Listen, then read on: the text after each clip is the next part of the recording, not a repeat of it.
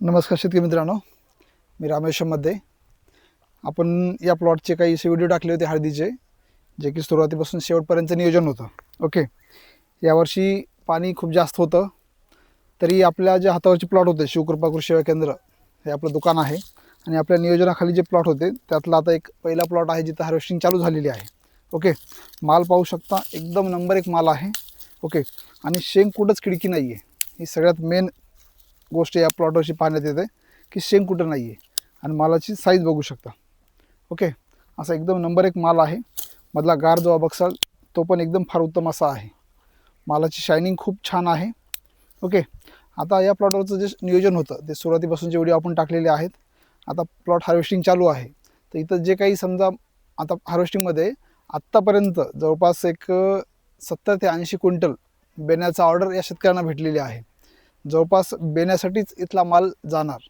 अर्धाच्या वर माल जे असेल, जवळपास 70 ते 80 क्विंटल आत्तापर्यंत बेण्याची ऑर्डर आहे. माल काढण्यास चालू झालेला आहे.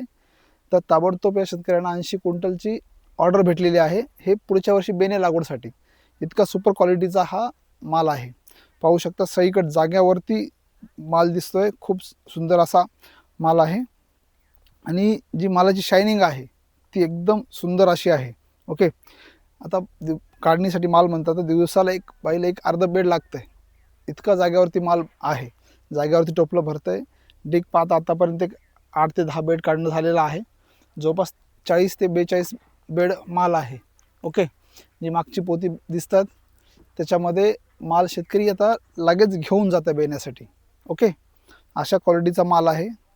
इथून जे काही पुढे नियोजन असेल, आता शेतकऱ्यांचं म्हणणं येतं की आतापासूनच आम्हाला मार्गदर्शन करा पुढच्या प्लॉटसाठी.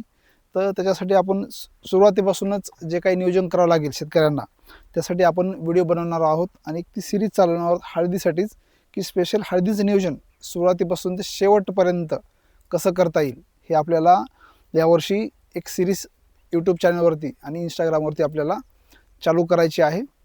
आता जे काही समजा उन्हाळ्याचं नियोजन असेल, ज्या शेतामध्ये आपण हळद टाकणार आहोत त्याचं नियोजन कसं करता येईल, काय नाही, हे एक व्हिडिओ मी तुम्हाला 1-2 दिवसामध्ये सुरुवातीपासून सांगेन. आणि तुमचं बेणं प्रक्रिया कशी करता येईल, जे की आपल्याला यावर्षी बेणं ठेवायचं आहे, तर त्यामध्ये काय प्रक्रिया करता येईल जे की बेणं आपलं 2 महिने चांगलं राहील, कुठं बेणं नासणार नाही. काही जणांचं बेणं नासतं, नंतर जेव्हा बेणं काढून बघतात तेव्हा बेणं नासलेलं दिसतं. त्यासाठी पण काय प्रक्रिया करता येईल आपल्याला, हे नियोजन आपण एक पुढच्या व्हिडिओमध्ये सांगणार आहोत. धन्यवाद.